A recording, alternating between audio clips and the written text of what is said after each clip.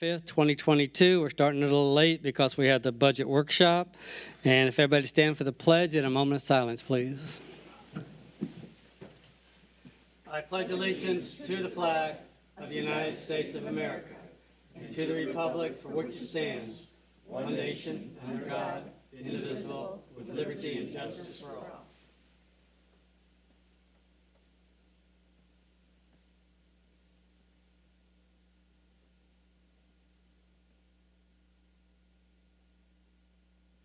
Thank you. You may be seated. Can we have roll call, City Council, please? Mayor Rose. Here. Deputy Mayor Young. Here. Councilmember Bentley. Here. Councilmember Ditmore. Here. Councilmember Bachelor. Here. Councilmember Frampus. Here. Councilmember McDowell. Here. Great. It's good to have everyone here tonight. I'd like to welcome everyone for attending this April 5th, 2022 meeting of the West Melbourne City Council. Members of the public are welcome to speak on any issue, whether it's on tonight's agenda or any issue important to the speaker. Each person that wishes to speak should complete a speaker card and submit it ahead of time to the city clerk. The speaker cards are located by the front door on your right. After you've been recognized to speak, please come to the mic and state your name and address for the record. All right, our first item is the presentations. We have some new employees. Ms. Fisher is up first.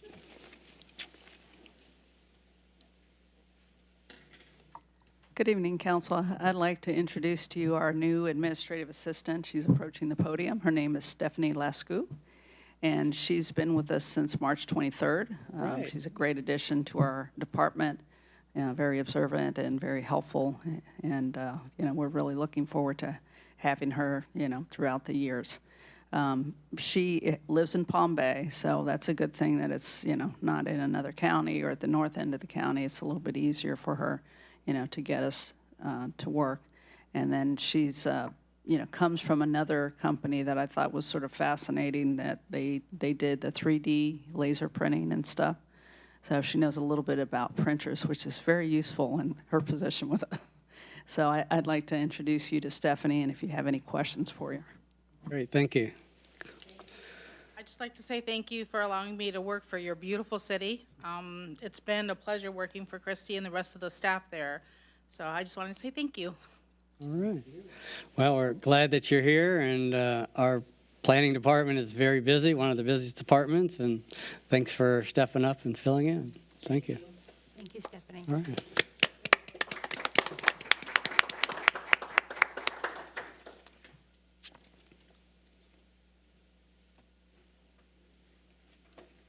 All right.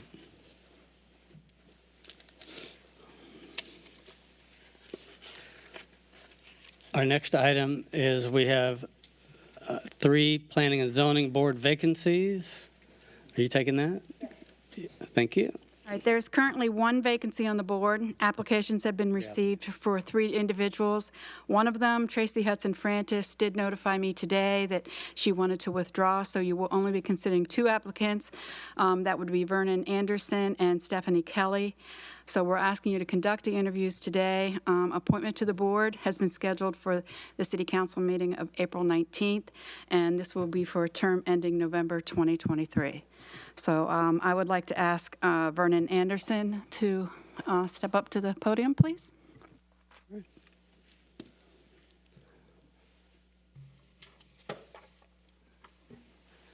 Good evening. Welcome. Welcome. If you tell us a little bit about yourself and see if there's any questions from council. I asked if I can go second, but I guess I could. No, if you want to, you might need to pull that thing. I don't. Vernon Anderson. I've been living in West Melbourne for 6 years. I retired Air Force, so we could have moved anywhere in the world we wanted to upon retirement, but my wife chose West Melbourne. It wasn't my idea to stay here, because being in the military, we move a lot, but it was her idea to stay here a couple of weeks ago. So, in my household, if the wife speaks, that's what we're going to do. No, but anyway, I own my own company here in West Melbourne, Anderson Infrastructure Development.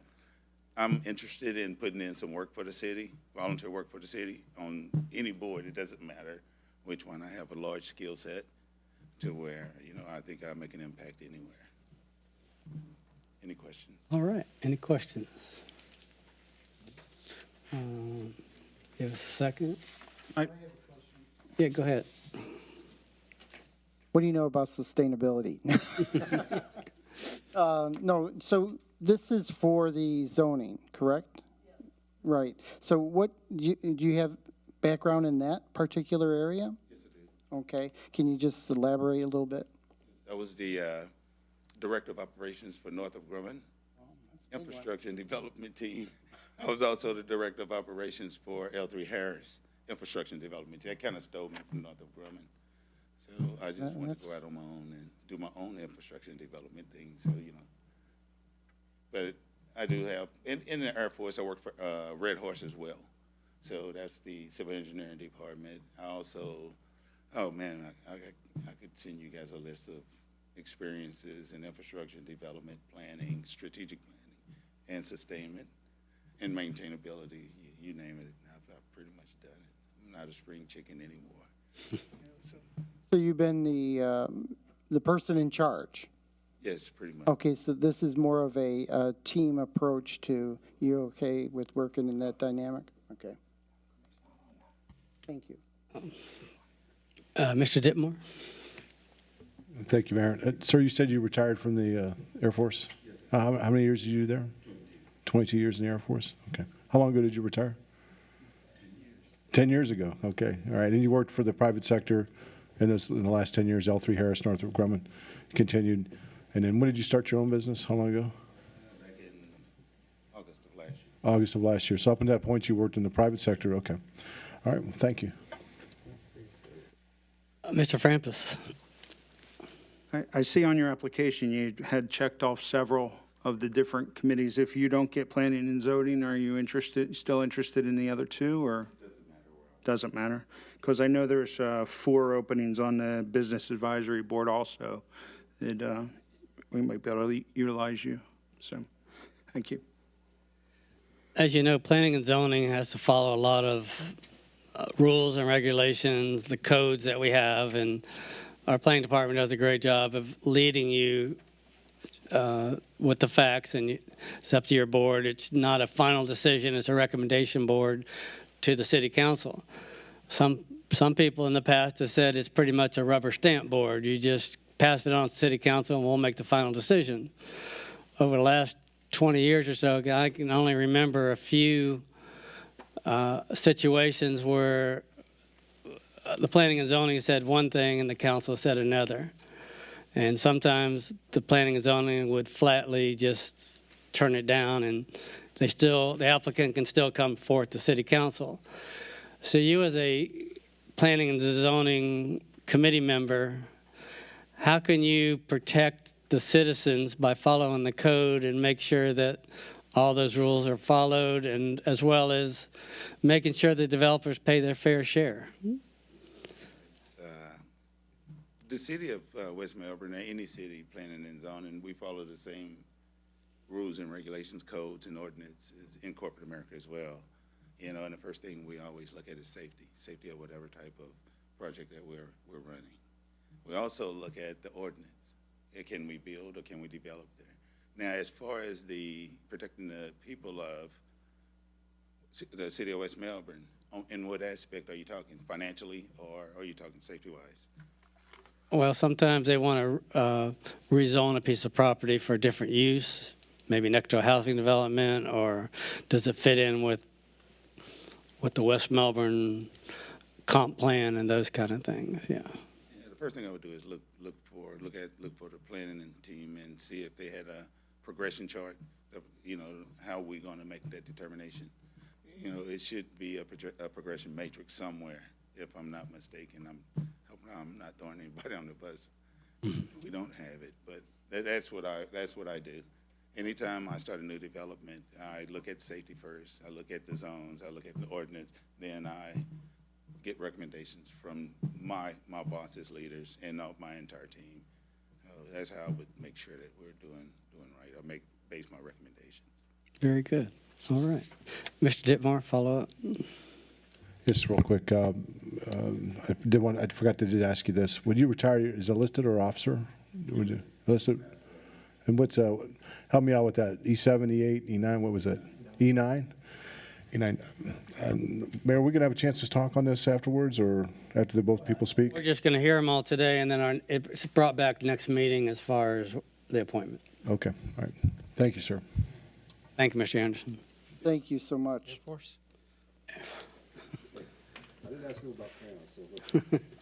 All right, our second applicant for the Planning and Zoning Board is Stephanie Kelly, so I'd like to ask her to come up to the podium and introduce herself. Hello. Good evening. Stephanie Kelly, 9042 Manchester Lane. I moved into West Melbourne about in January. Super excited to be in this area. I've been in the Palm Bay area for about 15 years. I've met many of you because I was in a previous life about 5 or 6 years ago, the account manager for your health insurance plan. And I also attended a lot of the Melbourne Chamber events. So I know I've met many of you. So about 2 years ago, I decided to make a change in my life, and I wanted to serve any city. It didn't matter, any municipality. And so I started looking at all the local ones, and I really found planning to be a passion almost. And so I started in volunteering at the city of Palm Bay in the driveway and drainage department, and then moved over into their land development engineering department, where I was, the technical title was engineering tech too, but what I did basically was coordinating all of the projects that came in and, from a stormwater and right-of-way perspective. And I did that for about 1.5 years. They had an opportunity for me to become a planner. I started that on February 28th. And I've been working under Alex Bernard, and Jesse Anderson just came on from City of St. Cloud as the assistant director. So it's kind of the three of us right now just running that, but I definitely want to go forward and keep this going towards AICP and just keep on moving up and working it. This is just a fascinating thing to me. Do you have any questions? Yes, Stephanie Kelly, GBA. What is GBA? Oh, that's a Group Benefits Associate. So that was a designation when I was under health insurance. Okay, because it's an older resume because your Yeah. address is different. Okay. So as a planner for the city of Palm Bay, obviously fairly new in this game, is there any conflict that you could see between the city of West Melbourne and the city of Palm Bay? No, I have no fiscal ties to anything, either in Palm Bay or in West Melbourne. Yeah. I just live in West Melbourne. Great. And I'll ask you a similar question as I did Mr. Anderson. How do you see the relationship between the comp plan and your P&Z functions? So our COP plan is currently under review and being revised. It's supposed to be finalized. It's technically finalized right now, but we have a lot of steps to get through all the ordinances and really rewrite it because it had not been touched in several years, probably 20 years, I think. Yeah. It's a 10-year document, but y'all are close. Yeah. Exactly. So there's a lot of work ahead of us, maybe a year and a half.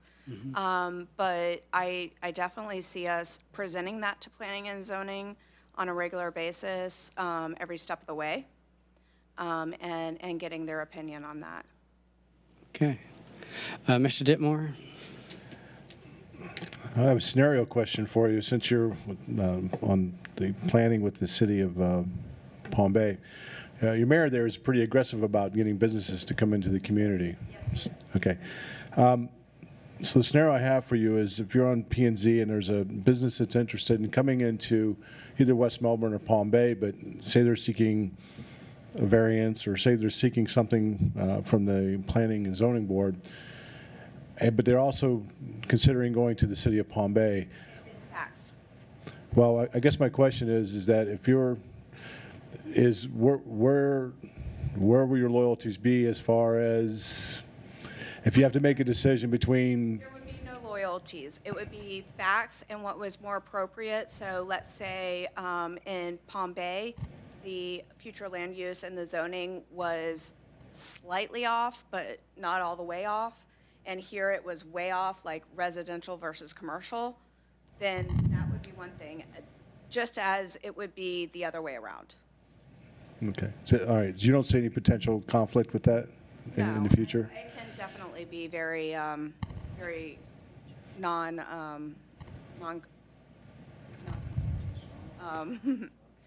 partisan. No, I just wonder about with your employer, if your employer had an issue with the business coming here. Yeah. I imagine they would. I imagine they would actually encourage it. Okay. All right. Thank you. All right. Anyone else? All right. Well, I appreciate you including your resume. That helps too. So I appreciate it, and all the best to you and City of Palm Bay. Thank you.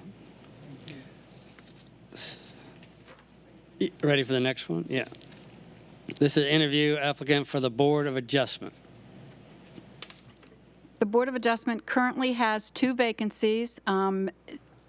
We already have the 4 members serving on the board that needs to meet certain requirements. So the 2 vacancies can be filled by a resident and they must be a registered voter. We did get an application from Corina Savella. She attended the Citizens Academy and learned about the openings on this board and submitted the application expressing interest. So I'd like to invite her to come up to the podium and introduce herself.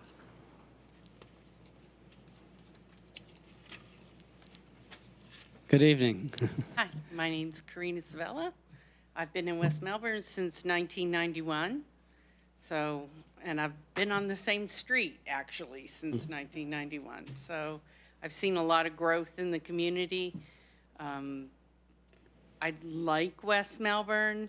When you were talking earlier, Mayor, about what is West Melbourne, how do we distinguish ourselves? We don't have an arts museum and all these things. West Melbourne is a community to me. It's people and businesses. That's how I think people see this area. It's not a place you go for an activity.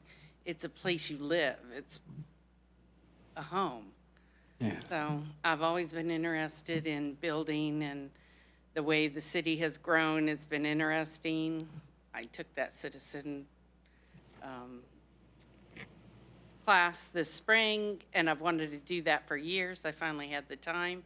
I have a passion for senior housing, and I just want to learn more about how people plan communities and recognize what the growth and needs are into the future. So I figured this would be a great way to start, get my feet wet. Yeah.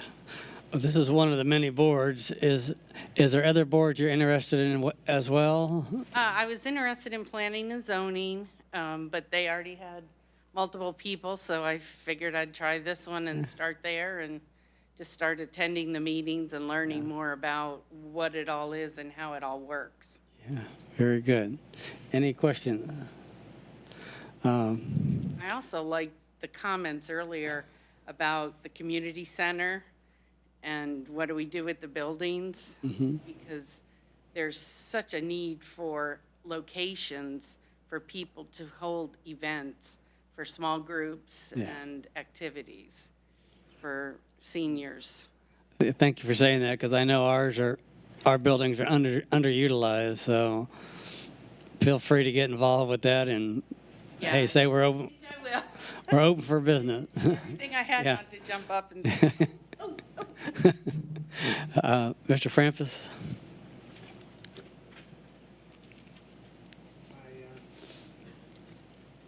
Thanks for applying for this job, first of all.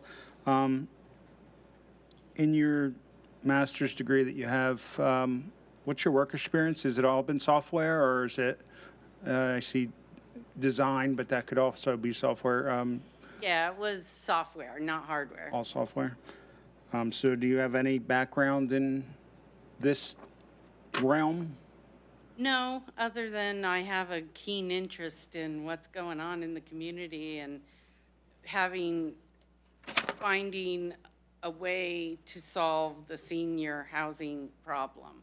How is that going to be solved in Brevard County, in West Melbourne, in Florida, and in the U.S.?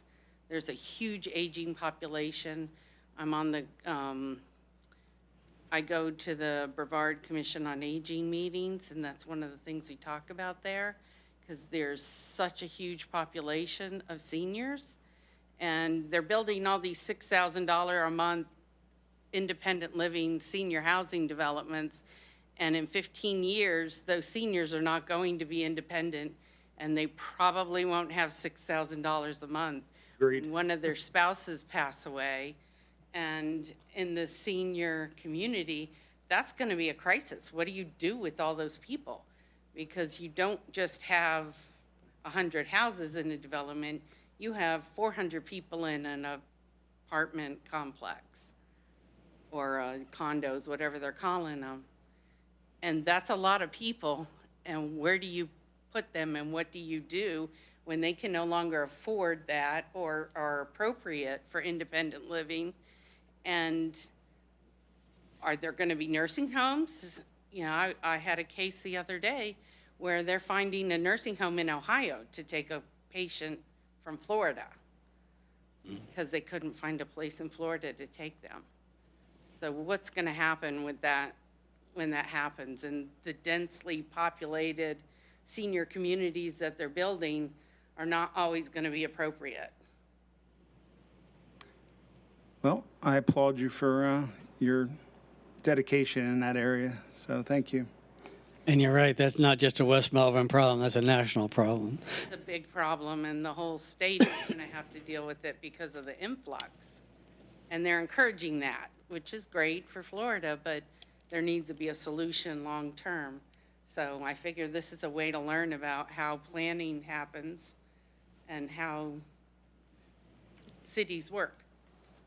Mr. McDowell? Thank you, Mayor.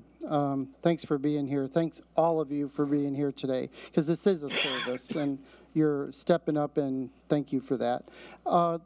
This particular role, though, is more of a review of code that I believe is not or is in question. I love the fact of your engagement in that, and I'd love to have that discussion with you outside of here, but for a continuum of care, and yes, it is not isolated to any particular area, but that is a national issue. And there are places that are addressing it outside of just the county. So I would encourage you that we could talk about that. Yeah, I figure this is a way for me to meet the people who deal with these issues at the planning level and learn from that as much as serve. Yeah.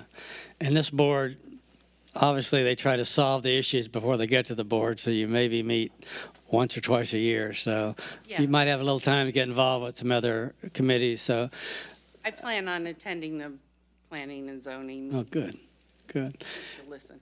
If she's selected for this board, and we could do it tonight since she's the best applicant we have, could she also be on other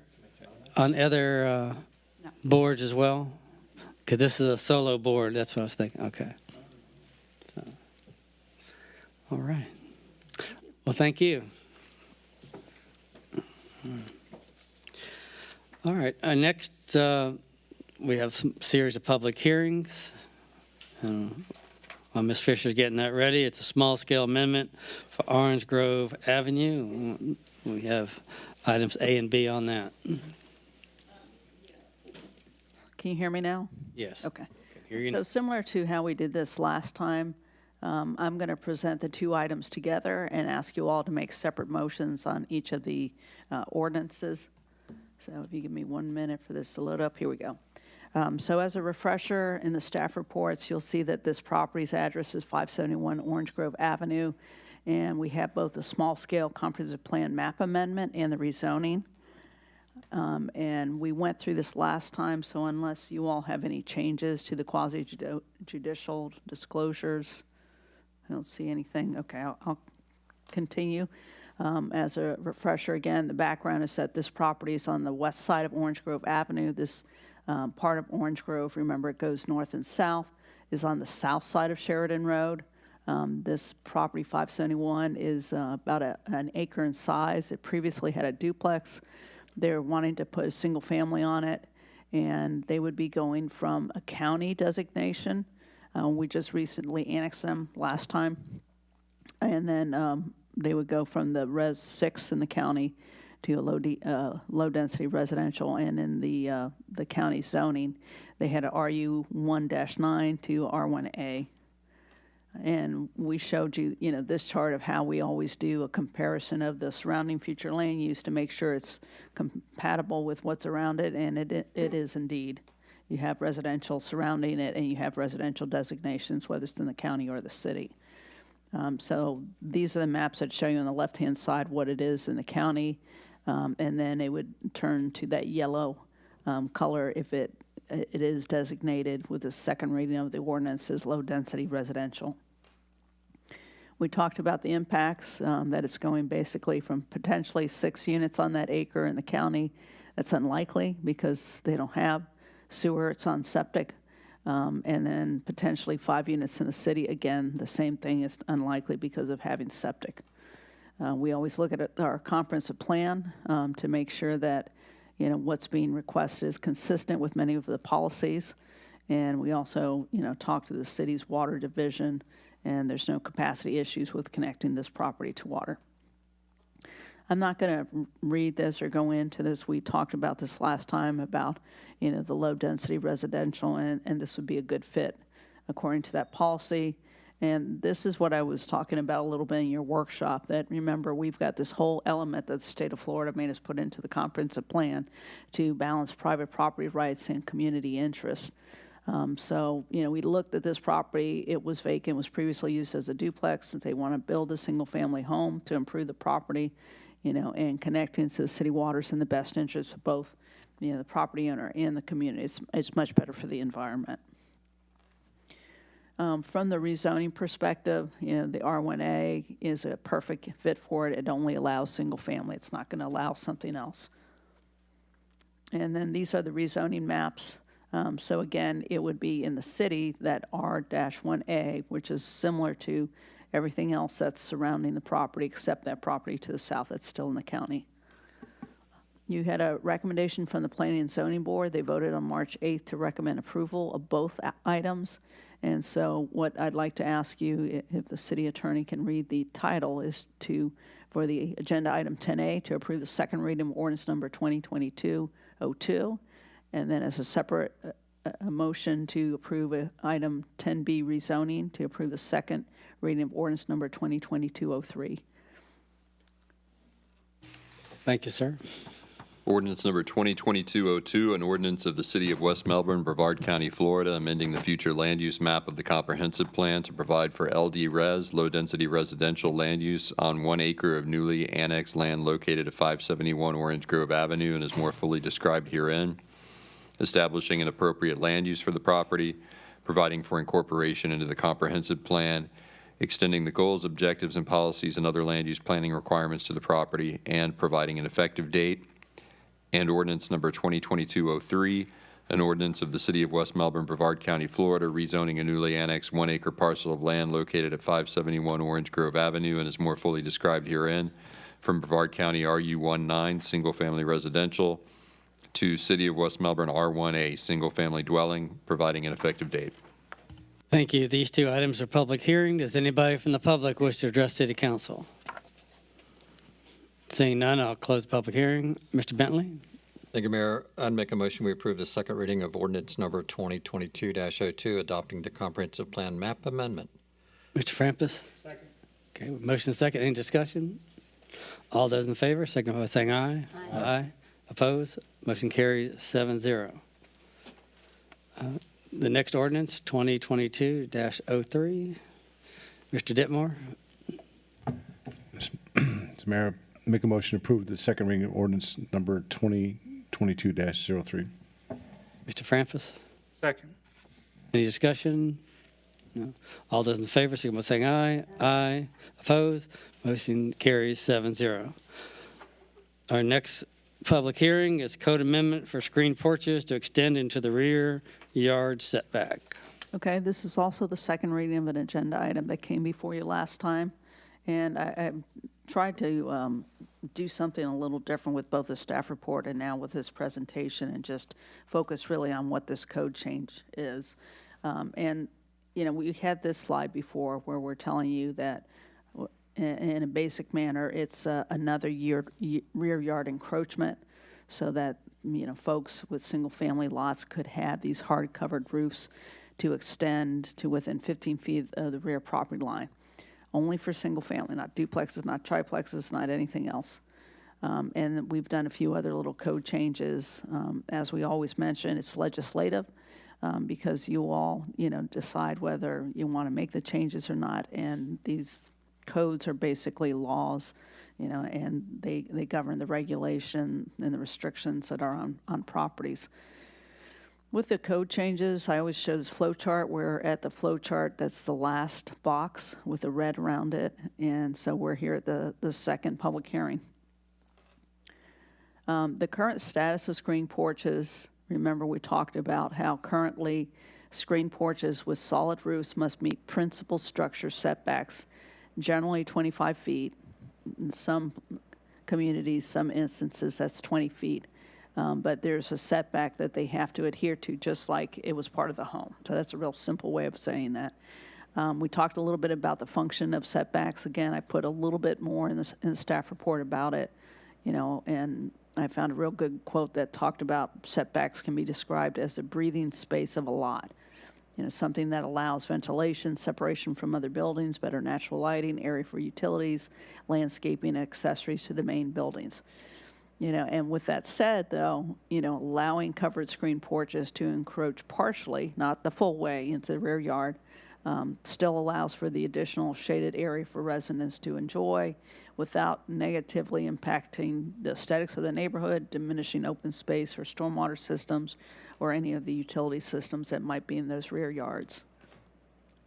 So this is what we have. This is a, you know, real simple drawing, you know, depicting, you know, that house sort of occupies everything up to that 25-foot rear yard, where that sentence reads, current setback for house and screen porch.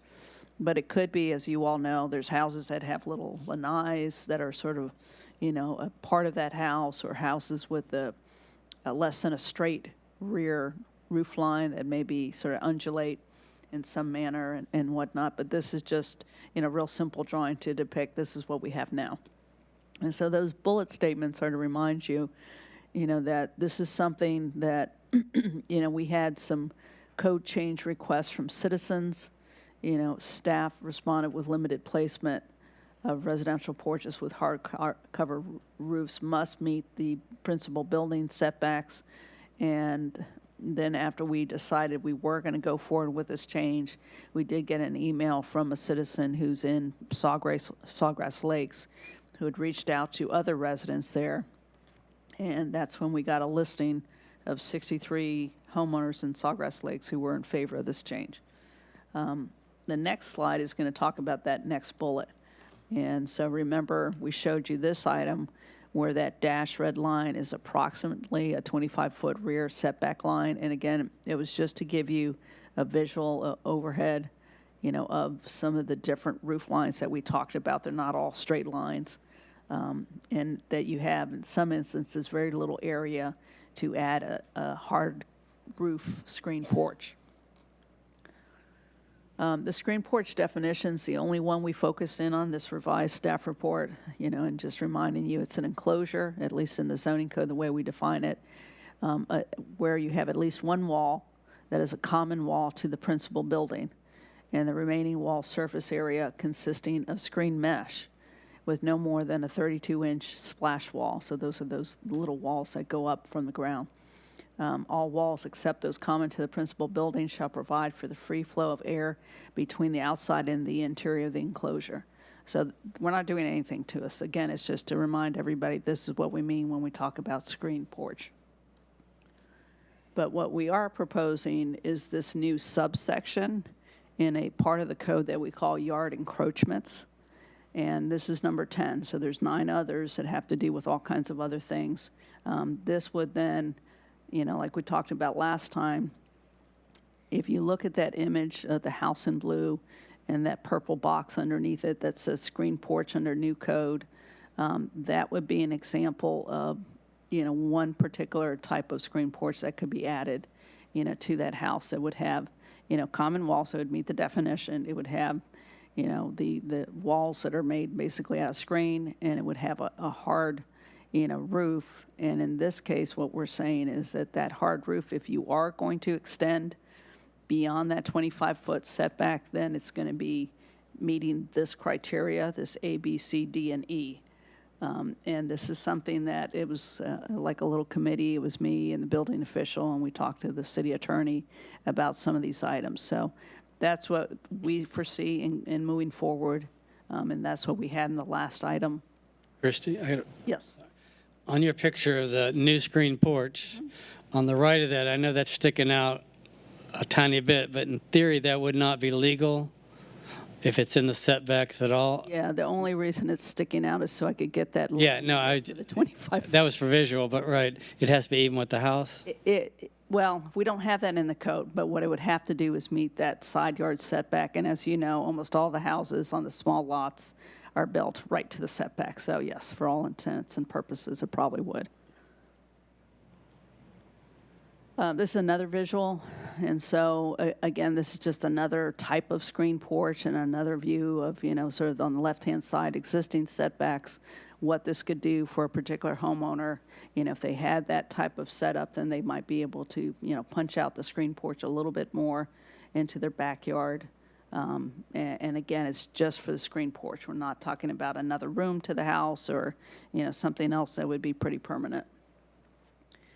Existing setbacks in this case, this is just, again, sort of dramatic view of in black on the left-hand side, a screen porch as a little sliver.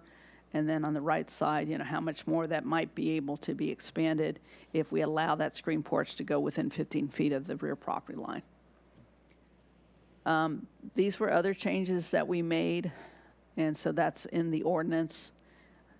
Some of it's just to refer back to this section. Another part was sort of a redundancy that we felt that in talking to the city attorney, it was time to get rid of. Christie, on that last slide, could you in theory have a screen roof? You're saying hard roofs. Could you go into the... Now, the screen roof is already allowed. That's why we're not including it. Yeah, that's already allowed. It can go all the way to 15 feet. It can go all the way to 15 feet. It can go all the way to 7.5 feet. Okay. So that's never been an issue. In fact, what we've said to some of the residents who contacted us is that, they could still have a screen room. I'm not using the word screen porch because we already had the definition, but they could have a screen room beyond that 25 foot by having, the screen enclosure type of thing go out. And some people did that, so getting back again, like to this type, we had some people that they stopped at the first dash line that was a 25 foot, and the rest of that black area that said screen porch, they just made it into a complete screen type of enclosure, roof and walls and everything. So. And can you have a dome roof? It has to have a screen roof. If it's a screen enclosure, it's a screen roof. But can the screen be domed, not flat? Yeah, of course. Yeah, we don't get into, what that looks like. Yeah, that's absolutely whatever they want to do. Because you said it can't be higher than the roof, the size of the house. Roof, Right. the hard roof, screen enclosure, there are no definitions on what really? that can look like. Yeah. Okay. Anything else? No. Okay. So in conclusion, the code revisions would allow for the extension we talked about. We talked about it consulting with the building department of city attorney's office. As always, the last bullet is that we, any types of code changes like this have to be advertised. They don't occur in a vacuum. So we did the advertisement in the Florida Today, and we didn't hear anything other than that one email with the 63 citizens that were listed. We had the meeting at the Planning and Zoning Board. They also recommended approval. That was March 8th. You all did vote in favor of this at the last one. So based on, your previous action, we're asking if you make a motion to approve the second reading of ordinance number 2022-04, and if the city attorney could read the title, please. Thank you, Mr. Richardson. Ordinance number 2022-04, an ordinance of the City of West Melbourne, Brevard County, Florida, amending Chapter 98 zoning, Article 5 supplementary district regulations, Division 2 height, yard, and area requirements, Section 98 1003 yard encroachments, and Division 3 accessory structures, Section 98-1047 screen enclosures, deleting Section 98-1048 calculation for compliance with lot coverage in residential districts, providing for inclusion in the code, severability, conflicts, and an effective date. Thank you. This is the public hearing. Does anybody from the public wish to address City Council? Seeing none, we'll close the public hearing. Mr. Bentley? Yeah, I wanted to ask a question. I don't know if you want to get a motion first. I can do that. Mr. Frampus?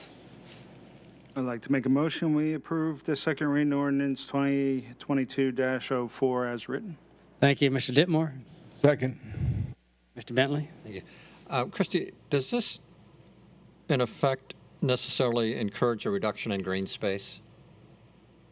It will reduce it, but keep in mind that, you can have all kinds of accessory structures in the backyard, and that's what we're considering this. Every time somebody puts up like a little deck, they have their outdoor kitchen area, they're reducing, the green space on that lot. So it's not so much that, it's, are we going to be having the lot completely built out with structures that block any of the function of the setback? So we feel that this was a good compromise. City of Melbourne seems to have had a lot of luck in having this. We looked into Palm Bay, speaking of Palm Bay, and they didn't have a similar code. Having worked for Palm Bay, at least back when I worked there, they gave a lot of variances for different things. So I don't know if that's still how they operate. But, I think if you picture your lot and your neighbor's lots and how much goes into backyards, it's not going to be a real noticeable difference. So you don't think it'll factor into any drainage issues at all? Well, that doesn't go away. So let's say somebody, wants to put in, I don't know if you remember Heritage Point, which is over here, at the corner of Heritage Oaks Boulevard and Minton Road. That subdivision, that's that 24-lot subdivision there before you get into the other 4 big subdivisions. That has a huge easement in the backyard. And that easement is a 21-foot wide area. So unfortunately, even though this does apply there, those folks wouldn't be able to do it because they have an easement, and that easement says that they can't put any buildings. So that's my example to you of something that, you could picture. But let's say that we did have, something else that was in the backyard that was in an easement protected as stormwater. And maybe it's one of the lots, whether it's in Saddlebrook or Westbrook or something like that, that had a big easement in the backyard that took up 20 feet of width. Well, then, no, they wouldn't be able to. And the building department, what they get when they get the building permits is what's called a plot plan. It's usually the survey. And that survey, the reason you get a survey is because it shows all those easements on that property. And so that's like the first flag to the plans examiner is this proposed structure being built in an easement or not? And that's kind of the, one of those check marks that they say, okay, it's being built in an easement. Sorry, homeowner, you can't build in an easement. So I feel pretty good about that we're not going to have that issue. Thank you. Mr. Frampus? This plan actually preserves green space. Wouldn't you agree that if they went with a screen enclosure, they could go out another 7.5 feet? Yes. So we're actually helping the green space issue by allowing this rather than hurting it. Yeah, you could be. You could be. Absolutely. But I think by and large, it uses up green space on the average. It does, but like I said, how does that compare to putting down, decks and pavers and Right. outdoor kitchens? I just think more people will take advantage of this and they may have some of the other things. Thank you. And we can certainly let you know if that happens. Once it's done, it's done. All right. We have a motion and a second on the floor. All those in favor, signify by saying aye. Aye. Opposed? Motion carries 7-0. And our last item tonight is to postpone the preliminary site plan for Legacy of West Melbourne Apartments. Okay, what we're requesting on this is for council to postpone this till April 19th. If you recall, at the last meeting, we did ask for a postponement, and at that time, the applicant and our staff had not met with the county to discuss a little bit more of the turn lane situation. There's been some discussion, but what the applicant needs to do, honestly, is they're going to need to slightly revise that site plan, because remember, what's coming to you is an initial site plan. So based on the discussion with the county, they will need to make some changes, and that's why it's not ready. I have received no changes, no updates this week, so yeah, it definitely was not ready for prime time here today. But we're going to have them advertise, so they will pay the city. We will re-advertise the notice for the April 19th meeting if you make that motion. Mr. Ditmore?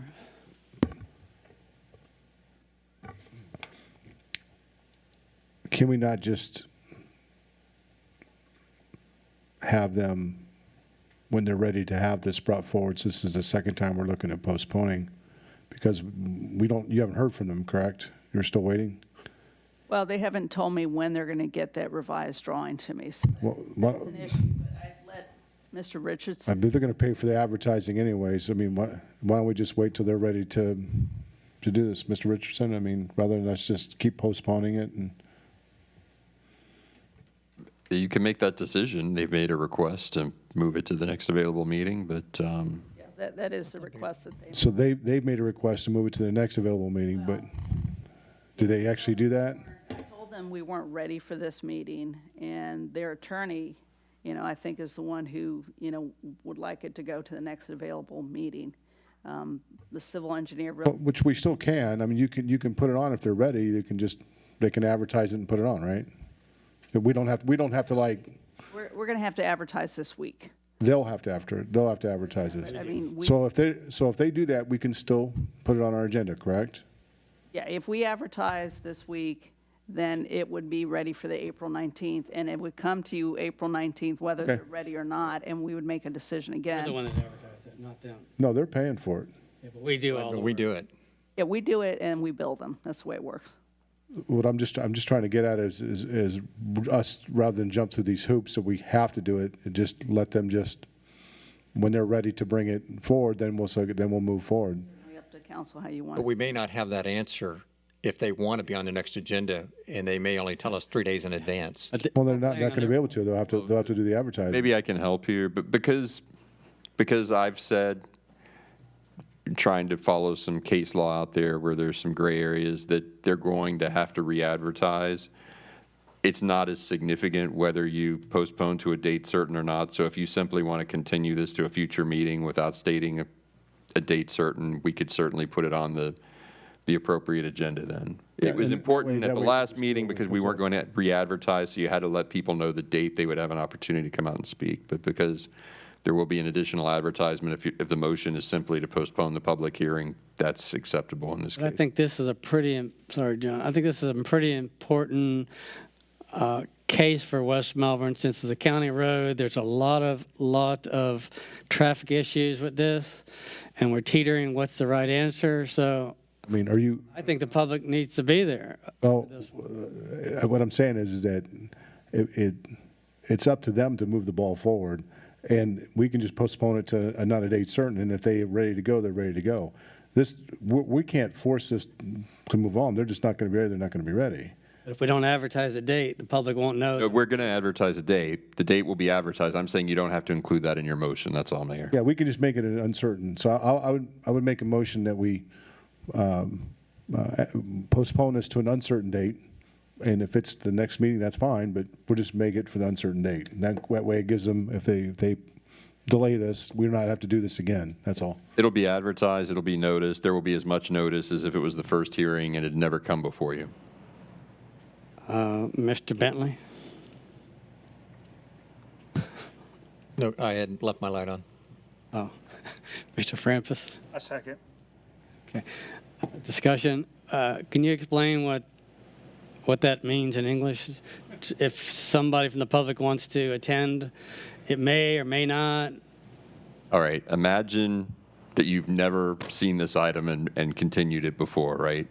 What happens when you have an item like this is an advertisement's required, so it's advertised in the newspaper, it's put in the agenda, it's on the website, there's various forms of notice, there's mailed notice that's given out to residents within a certain proximity, 500-foot radius of the hearing, and all those folks can show up and speak. That happened before your last meeting, and it wasn't ripe, so you continued it to this meeting without requiring new notice or advertisement, under the theory that anyone was interested could have shown up, and at this meeting they would have heard, come back on April 5th.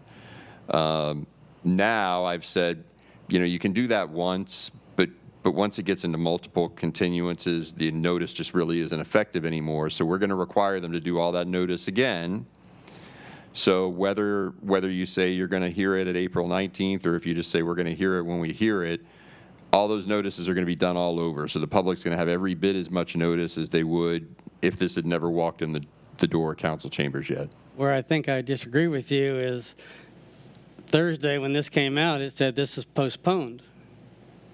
So why would they show up for the meeting to learn that we may or may not do it next meeting? Well, there's a recommendation there. That's not what's necessarily happening, but that's the staff recommendation. I'm not going to support, I think they can come back with a date to us. I don't think that doing this harms us at all. Then why don't we do it the other way? I thought that was the motion to.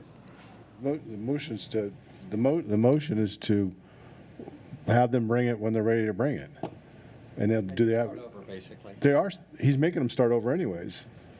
They're starting over, they're making them start, he's making them start over. I'm not making them start over.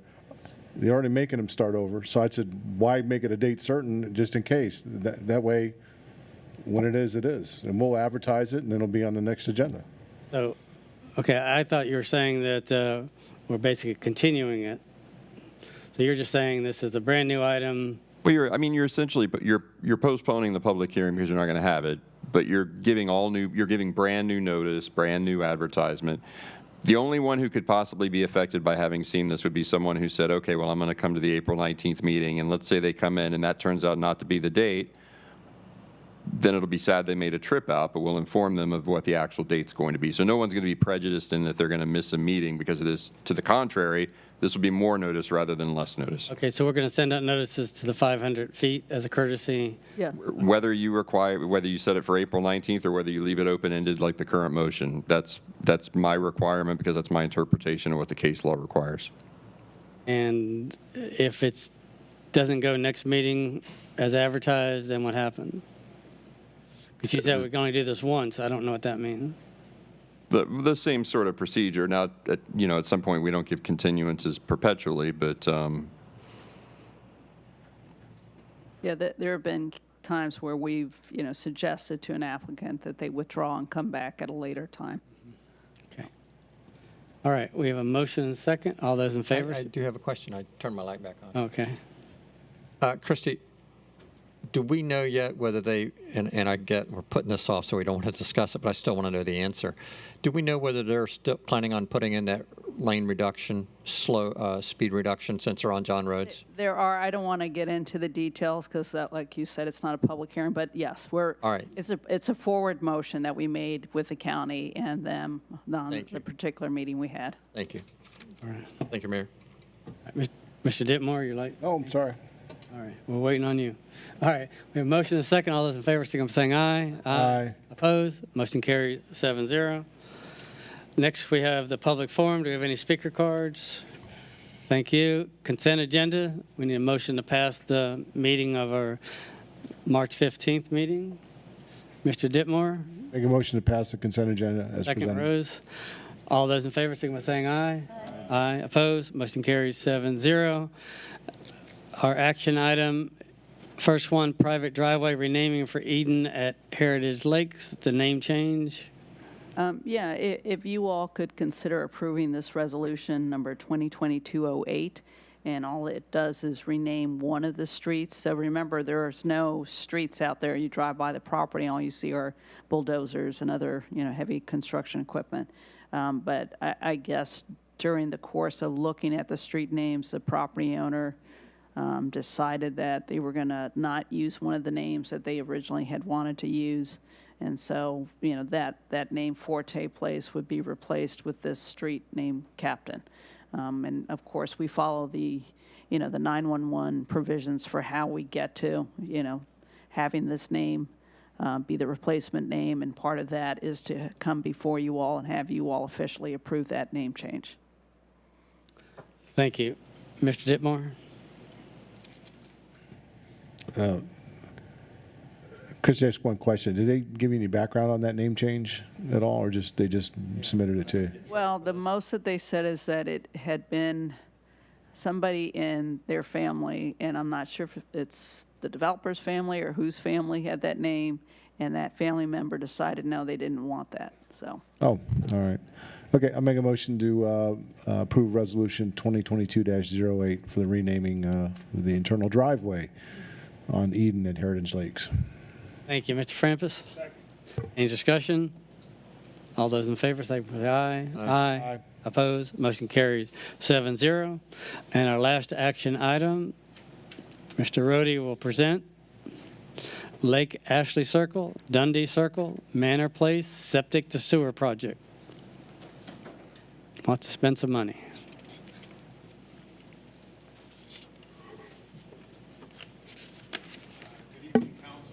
Not on. It's not. Good evening, Mayor, Deputy Mayor, Council. This evening, we are before you presenting the Lake Ashley Circle, Dundee Circle, and Manor Place septic to sewer task order to ISS. This project is a sizable project for the city of West Melbourne. In total, I believe we're going to run probably north of $7.4 million for this project. So it's 3 roads, kind of three communities, if you will, converting septic to sewer. The good news about this project is, and probably some of the unique parts about this project is it's going to run multiple years. So we do have it broken out over a couple of different years with the budget. The other item is the project is estimated over more than $5 million. So we did have to go out and do an RFQ. Separate for this, we couldn't use our continuing engineering services agreements, so we did go out. We did perform that back in January. We did bring the results of that RFQ process to this council, and the council did approve the committee's recommendation, selection committee's recommendation to go with ISS. They also did authorize the city manager to enter into a contract with them. However, after seeing the size of the scope of the contract, we did want to bring this back to the council because it is a sizable one, and we thought that was transparent and a fair thing to do. So before you this evening is that task order. Again, some of the unique parts about this project, this is a continued effort with our septic to sewer, which we talked about during our budget process. As of now, we have been approved for 2 grants, but these agreements have not come in front of the council yet for formal, for the contracts to be formalized. But as of now, we do have all of the budget money for the project at today's cost in grants. So and in addition, we are going to be looking for one more grant to help cover any additional costs that we might come into with inflation. So we're sitting pretty good with this project. I did include a map. Of course, the task order is here in front of you. A sizable amount, but keep in mind, this is the task order from the beginning to the end.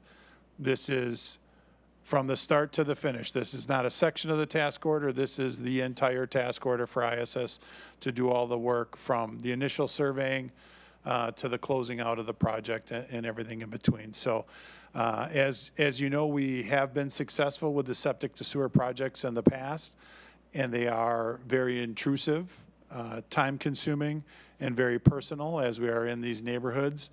And so I think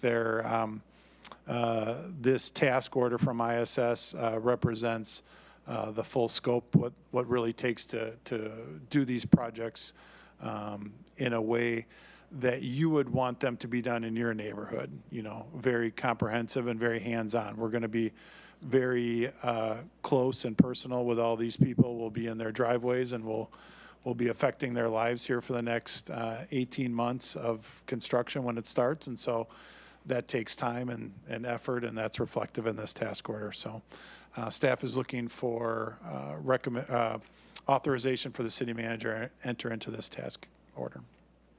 Thank you. Mr. Ditmore? Thank you, Mayor. I'd make a motion to authorize the city manager to execute the task order with Infrastructure Solution Services for $884,000, an amount not to exceed $884,120. Mr. McDowell? I'll second that with question. The floor is yours. My question is, there been any pushback so far? Just started. We did mail out letters to everybody in the three neighborhoods affected. Got a couple of nice calls. I think we got the typical calls that you would get when you send out a letter like that, saying, "Boy, my septic is not doing well. How fast are you coming? You know, should I hold out?" Yes, you should hold out. The project's coming. It's not coming tomorrow, but it is coming. So those were kind of the typical calls. And then 2 days after the letter went out, the other typical calls came in to my office, which were, you know, I have a dog fence. I have a very special mailbox. How do I know they're not going to knock over my mailbox? Those kinds of things. And so those very personal,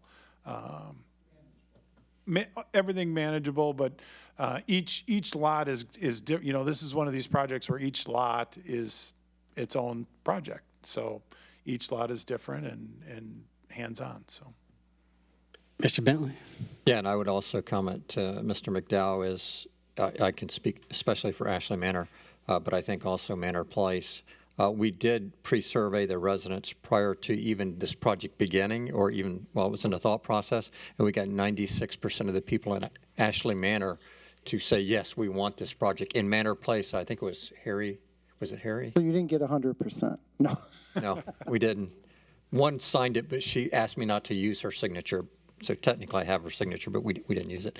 But the Manor Place did the same thing. So I think the residents in those areas have overwhelmingly, if I could say that word, supported doing this project. Thank you, Mayor. You gave a price a little over $7 million. Is that what you said? 7.4 is the estimate right now. But those were the old dollars. We don't know it with. Well, that's been adjusted for inflation, but we are seeing construction projects coming in higher than the adjustments. So. And how much of that will be covered by grants? Do we know? So right now, so the good news is we do have 7.3 in a DEP permit and a grant, and we do have we have making money. 3.4 in our DEP grant, and our Sorrel grant, we have the 3.9. So we do have enough to cover the project. We are going to continue to try for one more grant that we have had success in the past when that cycle opens up, as to be our buffer in case the costs come in a little more. Are we getting any money from Brevard County half-cent sales tax on that? That's the Sorrel grant. That's the Sorrel. That's the Save Our Indian River. The slang that we use is the Sorrel grant, Save Our Indian River Lagoon. Is there a chance they'll give us more, or is that? Boy, we are really happy to get $3.9 million. I will have to defer to Mr. Morgan if that is a flexible dollar, or if we. Yeah, those grants are on the basis of pounds of nitrogen and phosphorus removed, and so the project is the project. So we're really better off trying to go to St. John's, which would pay for up to 35% of the construction cost. The grants we have already will pay for this engineering. The St. John's grant only pays for construction, so it's always the last grant in the cycle that we go after. Good. All right. And I think also the residents are paying $3,000 per household to hook up. Yep. So what we are telling the residents is the estimated maximum out of pocket would be the $3,000, which is your sewer hookup fee, which is by our code not something that's grant eligible. So that's now there's some variations to that if the council wanted to change the sewer hookup fee in between now and when this happens, minor stuff like that. But for the most part, we're looking at a 3,000 out-of-pocket max. Over 5 Up to 3 years to pay it back. Good. Yep, good point. So what we do allow is a 3-year payment plan on your sewer and water bill for that $3,000 hookup, so that. And in at least 2 of those communities, they were notified of that charge when they approved the project. So it won't come as a surprise to, I think, 90% of the residents in these neighborhoods. Yeah, again, I think if you put in a brand-new septic system 2 years ago, you're probably not happy with this project. If your septic system is aging, you can't wait for this to come in. This is a really good project. It's our one signature. So I think that's. Just installed it.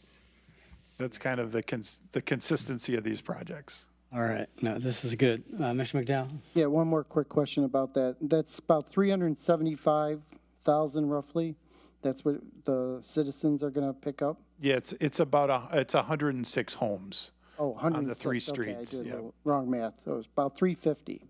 And that's in the equation as well? Correct. That's part of the cost. All right. We have a motion and a second. All those in favor, signify by saying aye. Aye. Aye. Opposed? Motion carries 7-0. That concludes the business part of the meeting. Now we have city council reports. Up first is Councilmember John Ditmore. Thank you. Tim, I was going to try to get your attention to stay up there. Sorry. Just, can you give us a quick update on Woodland Drive, where we're at on that?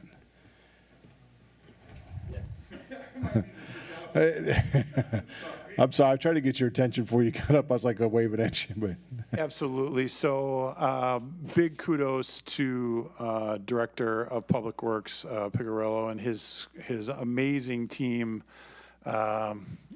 Friday. During a horrible rainstorm, we were out and took care of some, what I would call minor flooding issue at the north end of Woodlawn. The second round of the storm came through and actually caused some flooding on the Buena Vita site, which then spilt over into the neighborhood. The Public Works crew came out, pumped, cleared. I'm sorry. There's some background over here. Hey guys, could you keep it down for a second? Good. Thank you. Go ahead. So did a great job. We're able to avoid the residents from anybody from getting flooded.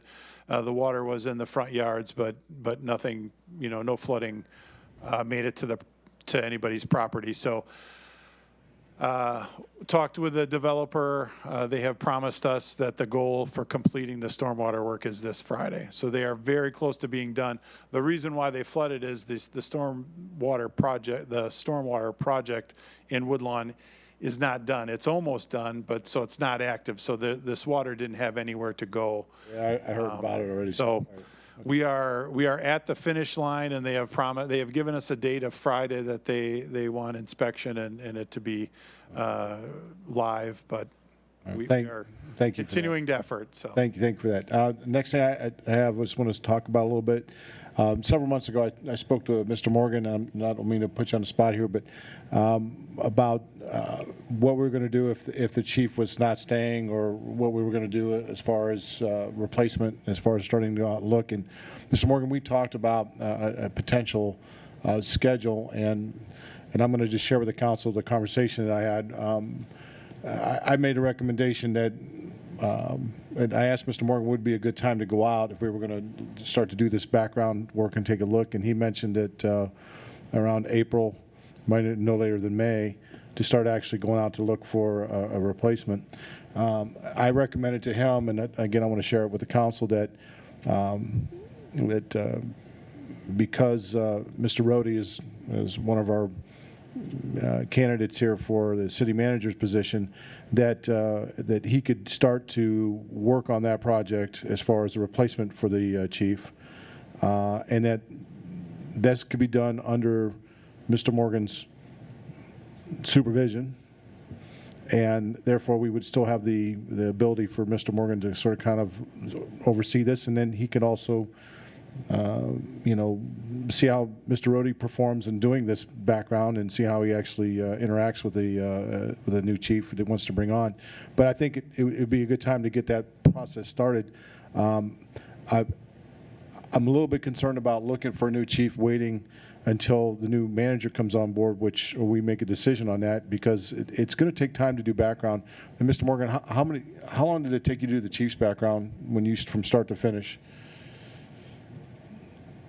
30 days. Well, some parts I was able to do from here, but the in-person, face-to-face background with, I don't know, a couple of dozen people over a couple different positions was 3 full days of interview after interview. So, you know, we had a very thorough background with lots of in-person interviews. So let me back up. What was the total time period from advertising to selection to you doing the backgrounds? I'd have to pull that. We hit our target start date, which by recollection was the 1st of September of 2012 or close to it, and I think maybe the chief started on September 9th or something. So from beginning to end, we hit our target and sort of did, much like you saw the city manager recruitment schedule, here's how it lines up in order to get a start date at the desired start date. So if we start this process next month, is that too early? I mean, what we talked about before. Yeah, the process could be started this month or next month, and it just, you can build in some slack. We built in a little bit of slack in the city manager's recruitment, but it's not a lot of slack. So we want to, and I'm looking, I hope that everyone wants to agree, we need a smooth transition where we would probably bring someone in maybe in September and have that transition at maybe a 4-week overlap or whatever. I think it would be great. You know, at least a couple of weeks for sure. But if we were shooting for a target date of mid-September, what would be a good starting point for this? Advertisement, everything. Yeah, starting is sort of, you know, next week you have to compile the advertisement and so forth. When we did the city manager recruitment, probably from when the council made that decision to actual advertisements being placed was the following week. Brochure 10 or 12 days later. That application deadline is April 11th. We provided something like 40-day application period. Sometimes you can shorten that to 30, but I would say probably next week, following week, if you want to hit a mid-September target. I think that would be a good direction to give, but I can't speak alone, but I think it would be a good direction to get that process moving. So. Sounds good. Did we use a professional service to do some background checks and internet searches and all that before? On the police chief? Yes. No. We didn't? No. Okay. You had me.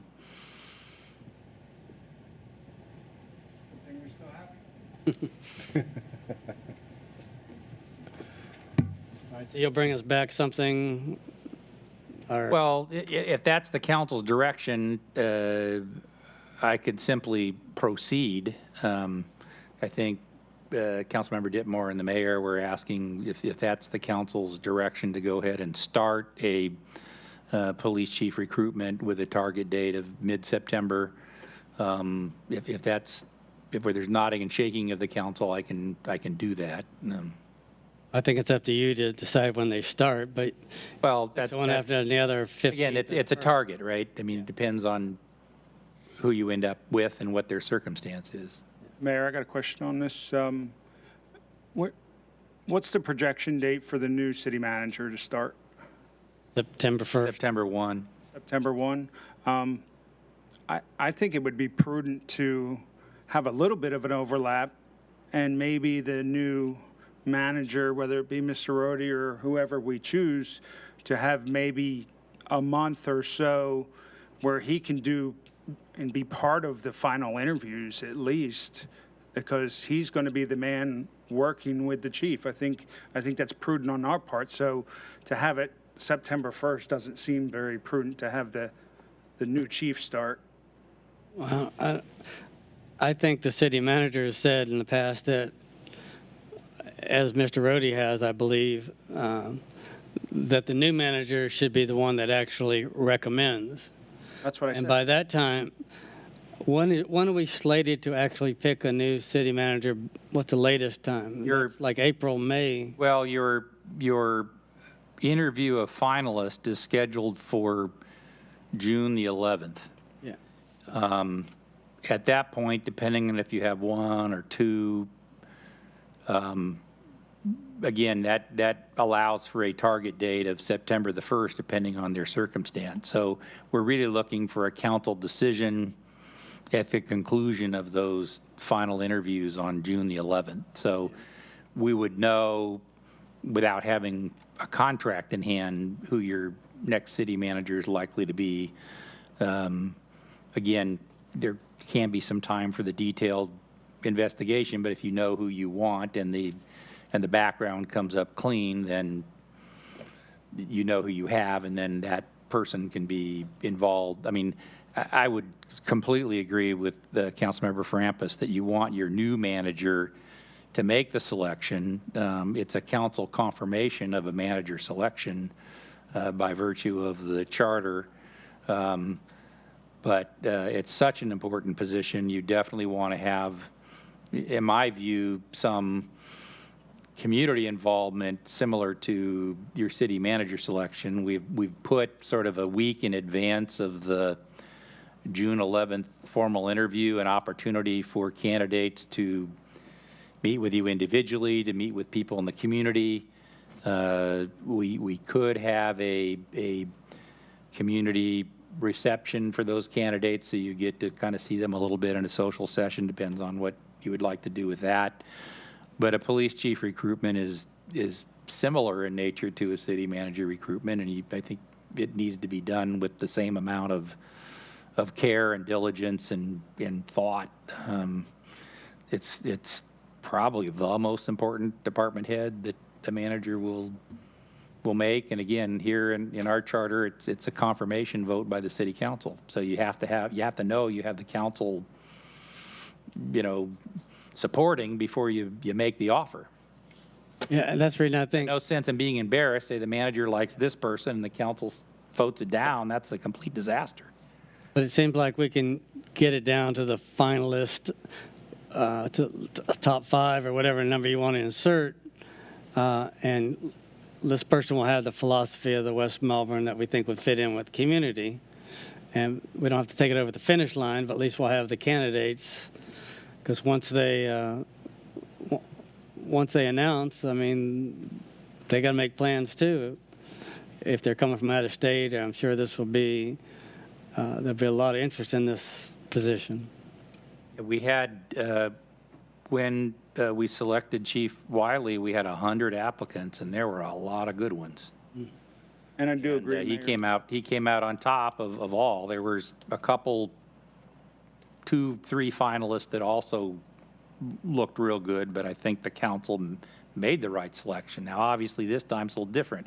It's the manager selection with a council confirmation. Last time it was a pure council vote under the old charter. So this is a different process, but the council has to have their head in the game and be part of this intimately, because again, the worst thing that could happen is the manager wants person A and the council majority doesn't vote for person A. You've made a mess. So you have to be together on this. I do agree on starting the process and coming up with a short list like you're suggesting. And if Mr. Rhodey is our pick, we can move it a little faster. If he's not, then we at least wait until, probably November 1st, making that decision, or October 1st, after the new manager's been here at least a month or so. So that would be my suggestion. All right. Thank you. Anything else, Mr. Ditmore? Councilmember Pat Bentley? No report, Mayor. Thank you. Council Deputy Mayor Andrew Young? don't have a lot to report. It's too early in the month. April 1st, though, I did go to Injury Treatment Solutions opening, and it was very, very nice. It's a chiropractor's office, and Dr. Greenberg has been there 20 years. On that particular day, April Fool's Day was their anniversary for being there 20 years, and Dr. Greenberg is offering adjustment services to veterans, and also current military, law enforcement, first responders, fire, EMS, all of those offering adjustments free of charge. Mr. Ditmore was there as well. Councilman Ditmore was there, as well as Kurt Matthews, who is the wing commander at MacDill in Tampa. So he's moving from here over to there, so that was kind of impressive to see him there. Some other the other councilman, Stu Glass, was there, and it was a very well-attended opening, even though it poured rain. It was ankle-deep water getting there, but it was a very nice event. And again, it's early in the month, so I haven't done a lot yet. That's my report. Thank you. And thank you for covering me on that one since I was out of town. Councilmember Daniel McDowell. Thank you, Mayor. I was part of a Zoom call with the Congressman Posey, and I'm not even sure if anybody on this council was on that call or not. Okay, Mr. Bentley. And so he can critique me here. But we did have a couple of questions that we did pose to the Congressman about, actually I was asked for some coaching from Mr. Morgan, and he said, well, you can throw in the question about the Ellis Road and see if we can, elevate that up to the higher list. And then also I had the personal question about his thoughts on the lagoon because he was originally involved. But anyway, unless Mr. Bentley has something further, it was really not much of an answer. But it was good that we got it out there. It was in his mind. So that happened. As far as the Brevard Work Group met on Friday, and looking forward to the sustainability report that we're going to get from the intern. I understand at the next meeting, hopefully, if we have time, and I'll be able to report back to that group. I did tour the Imagine School just out of curiosity, took him up on his offer. The principal, Brian, I forget his last name, but anyway, he had offered that about a year ago from the Business Advisory Board, and I just finally got to that. Honor Flight met today, and it was interesting that the Admiral had talked about this was a tough weekend. Actually, my son was here with his family, and they got stranded as well and had to drive back 2 days later. But in any event, the vets were stranded in D.C., and the airline, even though there were 10,000 cancellations, the airline did find a jet, so they were able to get home. So. Other than that, MRC was today, the training, lunch and learn about composting. It was well received. We got a lot of positive responses that West Melbourne was the first composting of several planned in the community. If we build it, they will come. But thank you all personally and professionally for supporting that initiative. The ribbon cutting is tomorrow. At 10 a.m. But I will say that a couple of the citizens came up to me and said, when can we get our rain barrels? And I said, I'm not familiar with that program. And so they had here that I guess Melbourne gives a $5 rain barrel, and they get rebates and whatnot. But those are the things that will be put into that, hopefully that study that we could look at as in prioritizing what's important for us. But the citizens are all about this composting. Hopefully you'll all be able to join us, or if not, you'll Where's be the there. location of that meeting at 10 a.m. tomorrow? 551, is it Pine Hill? Where we park. Park Hill. Where we Park the Hill. car at the other thing. Okay. Park Hill. Thank you. Thank you. That's it. Thank you, Mr. McDowell. Councilmember Stephen Frampus. Chief, I want to apologize. We were talking about your position like you weren't here. Congratulations on your pending retirement, and thanks for your service. Thank you. Other report. Councilmember Daniel Bachelor. So for the first time in probably 2 years, I was driving along Henry Avenue at 7:30 in the morning, and I noticed that the water treatment plant was back to its usual odors. I thought we had solved that problem. I'm just wondering what's up there. Is it the compost? No, I hope not. I haven't started yet. I don't know the answer. I hadn't heard that. We can try to trace it back. What day at 7:30? This morning. Oh, this morning. Okay, that'll be easy to trace back. Yeah, We'll yeah. see. But that happens all the time, depending on the way the wind's blowing. Any given day, you pass by there and you'll smell it. Just It's my recollection that about 18 months ago, maybe 2 years ago, there was an update to the way that they were processing the water there that actually introduced a new chemical that took care of the strongest smells, but it was pretty bad.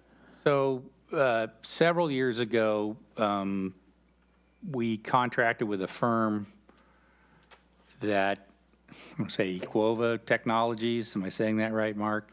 And they, in essence, take the sulfur dioxide out of the sewer gases that are obnoxious. And so we have one here at this lift station. It works so well that we put one at the headworks of the treatment plant. So unlikely that it's from those two sources. Now, certainly, we dispose of rags and grit and other stuff to the landfill in a large bin, a roll-off bin that gets hauled out, and we cover that with a tarp that seals pretty well, but that material can get very rank. I'll try to find out what might have been the cause that morning, but there are other sources that are less easy to control, and that's one of them. As soon as that tarp comes off, that it has a pretty good odor to it. Pretty good. Yeah, okay, thanks. I'll get back with you and see if we can't trace it down. Thanks. All right, that's all I have, thanks. go ahead.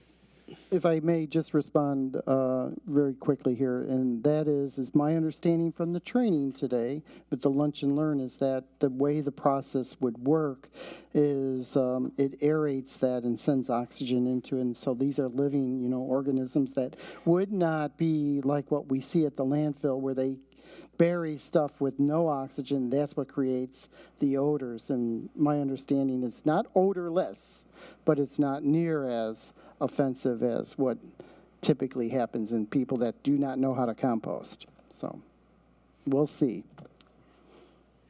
All right. Tomorrow morning at 10 o'clock, we'll give it the sniff test. Depends which way the wind's blowing, whether you'll smell it or not. Just a couple quick things. A couple of us went to the civilian military meeting down in Grant. A good overview of what's going on around the country. A lot of, they're busy with all the events going on in the world. Also some chamber events. The Mayor's Walk is officially ended last week. I'm going to the community meeting Saturday to see how everybody did. I think we probably came in the middle of the pack, but we did get a preliminary award for our top achiever in the city of West Melbourne. Goes to Isabel Mazel. So if you congratulate her, she was the top achiever this year. So for the city, for our team. Okay, and again, the composting tomorrow morning, 10 o'clock. Rain or shine? Smell or no smell? Okay. That's all I have. Any questions for city manager? Anyone? City attorney? Seeing none, the meeting's adjourned, 8:39. All right, we did it. Yeah.